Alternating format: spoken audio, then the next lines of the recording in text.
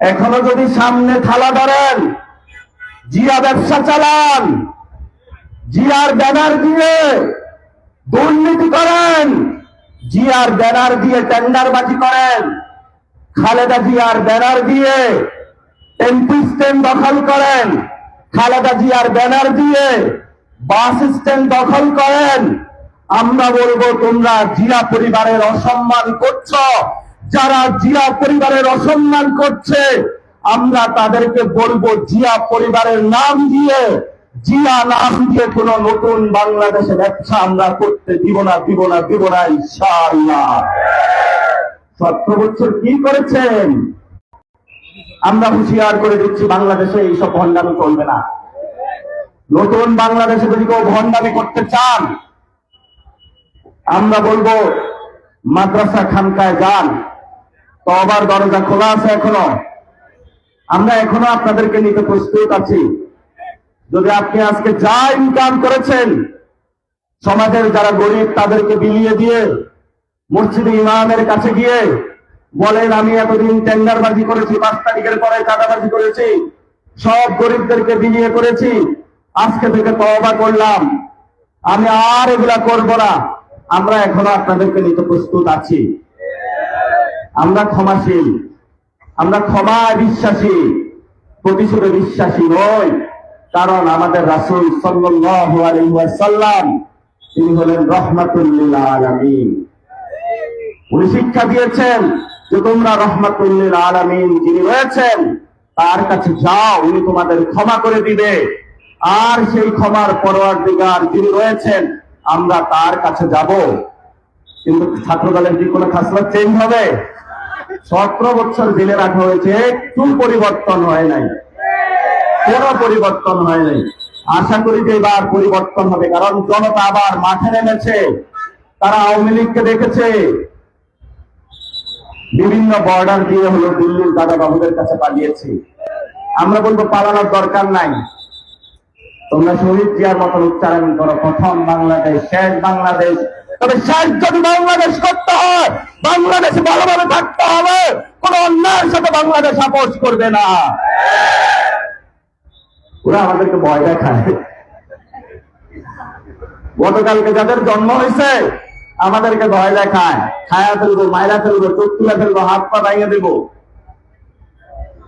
আমরা কি ভয় পাই? অন্যায়ের কাছে মাথা নত করবো? আপনারা আজকে যারা এখানে এসেছেন, এটা আজকে আমাদের শেষ পদযাত্রা। আমরা পুরো বাংলাদেশের মানুষের কাছে গিয়েছি যে বাংলাদেশটা ঠিক করতে হবে। তারেক রহমান বেলাইনে চলে গিয়েছে, তাকে লাইনে নিয়ে আসতে হবে। যদি লাইনে না আনা যায় তাহলে ওকে লাইন থেকে বাদ দিয়ে আমাদের ক্ষমতা নিয়ে আমরা ইনশাআল্লাহ সিরাতুল মুস্তাকিমের পথে চলবো। রাজি আছেন? ওরা কি আমাদের পেটে লাথি দিয়া, তরুণদের পেটে লাথি দিয়া কেউ বাঁচতে পারবে? স্বয়ং মুজিবের গতি লড়ে গেছে। আর আপনি তারেক রহমান তো অনেক ছোট মানুষ। প্রধানমন্ত্রী কিছু বললেই পরের দিন প্রধানমন্ত্রীর অনেকগুলা লোক সেট করছে, আমার ভিডিও গুলা কাট কাট করে প্রচার করা শুরু করে এবং যা ইচ্ছা তা হলো গালাগালি শুরু করে ফেসবুকে। তাও সামনাসামনি আসতে বলে, নাসির ভাই আমিও তো বিপদে আছি, আমার গোলাগারও চাকরি হয় না। আমি বললাম ঝামেলা কি হয়েছে? বা আমরা 17 বছর যারা জেল খাচ্ছি তাদের কোনো কিছু নাই, এখন হাওয়া বদলের লোকরা নতুন করে লন্ডন থেকে এসেছে, ওরাই সবকিছু কামাই করে। আমি সবচেয়ে বড় বিপদে আছে বিএনপি। আমরা আপনাদের বলবো আল্লাহর রাস্তায় হেদায়েতের পথে চলে আসেন। আমরা আপনাদের কাছে আবেদন নিয়ে এসেছি। এই আবেদন আমাদের না, এই আবেদন শহীদ উসমান হাদি, যেই পাগল বলেছিল জান দেব জুলাই দিব না, আমরা কি জুলাই কারো কাছে বরবা দিব? আমরা জুলাই কাউকে বিক্রি করতে দিব না। জুলাইয়ের যে স্পিরিটটা আমরা বাংলাদেশে আজীবন রাখবো। যুগে যুগে ফেরাউন যারা সৃষ্টি হতে চাইবে তাদেরকে আমরা লাল কার্ড ধরিয়ে দিয়ে বলবো জুলাইয়ের সূর্য সেনরা এখনো বাংলাদেশে জীবিত আছে। শেষ করব। ওরা বলে, সালাউদ্দিন সাহেব বললেন যে মদিনার সনদ অনুযায়ী দেশ চালাবো। কত বড় ভণ্ড প্রতারক! মদিনার সনদে কি আসালামের ব্যবসা আছে? মদিনার সনদে কি বাংলাদেশে টেন্ডারবাজি চাঁদাবাজি আছে? এটা ধর্মে তো বিক্রি করে দেয়। এখন নতুন করে আবার এই সামিট দখল করতে গেছে। যেই লোকের হাতে বাংলাদেশে নিরাপত্তার দায়িত্ব দিছে, সেই সবচেয়ে বড় নিরাপত্তা বাংলাদেশে ভেঙে দেয়। এটাকে আমাদের গ্রাম্য ভাষায় বলে শিয়ালের কাছে মুরগি বাগা দেওয়া। বাংলাদেশে তো শিয়ালের কাছে মুরগি বাগা দিচ্ছেন, সেই মুরগির কোনো আর রক্ষা আছে? আমরা বলবো আল্লাহর রাস্তায় ক্ষমতা ছাইড়া দেন। তারেক রহমান, কি বলবো আর আপনাকে, আপনার এত রাগ, আপনার এত ক্ষোভ, পোলাপাইন দেখলে আপনার গা জ্বলে ওঠে। কবে এত বড় হয়ে গেলেন? আমরা বলবো আল্লাহর রাস্তায় এগুলো করবেন না। আপনাকে অনেকে শিখাচ্ছে নতুন ভাবে অন্য পথ। আমরা বলবো আপনার শরীরে এখনো জিয়াউর রহমানের রক্ত আছে। নিজের বাবা রক্তের সাথে গাদ্দারি করবেন না। যারাই বাংলাদেশের মানুষের রক্তের সাথে গাদ্দারি করেছে, তাদের স্থান বাংলাদেশে কখনো ছিল না, কখনো ছিল না, কখনো ছিল না। অনেকের গরম লাগতেছে, বাসায় যাবেন। বাসায় গেলে এখনই বাবা জিজ্ঞেস করবে চাকরি তো হয় নাই, কি জবাব দিবেন মাকে?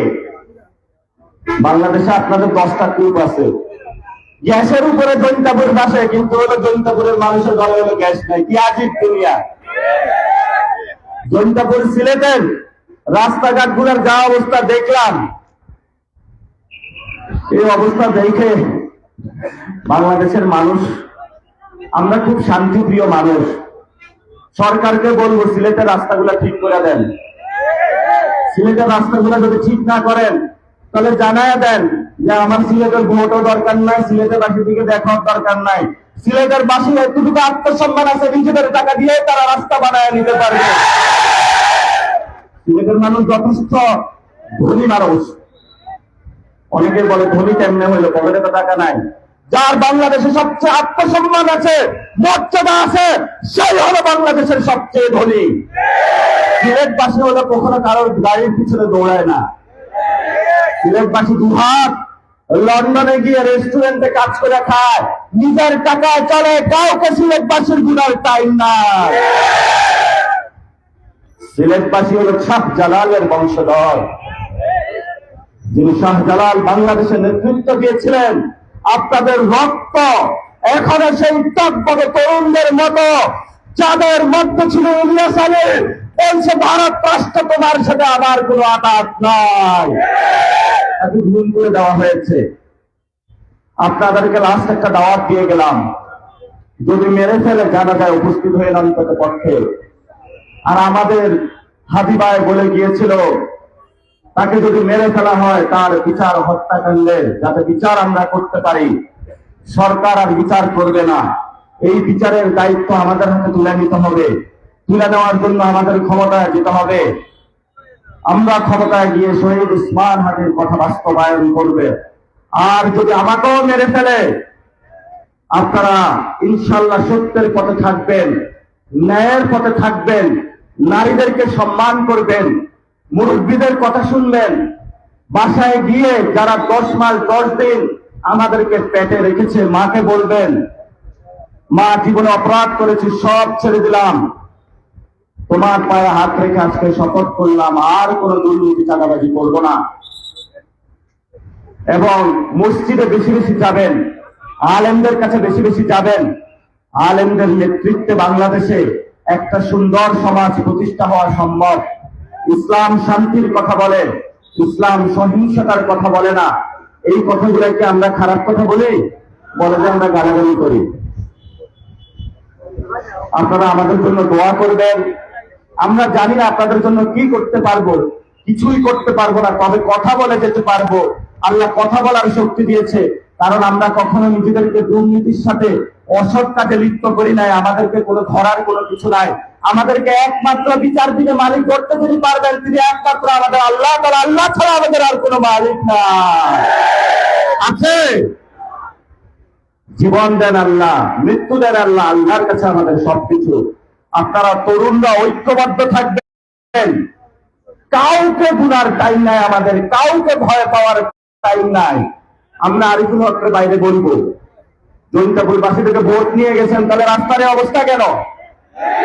বলেছেন 12 তারিখের পরে 13 তারিখে আপনি এখানে সবাই কর্মসংস্থানের ব্যবস্থা করবেন। 13 তারিখের পরে আজকে 5 মাস হয়ে গেল, আপনাকে তো বই খুঁজে পাওয়া যায় না।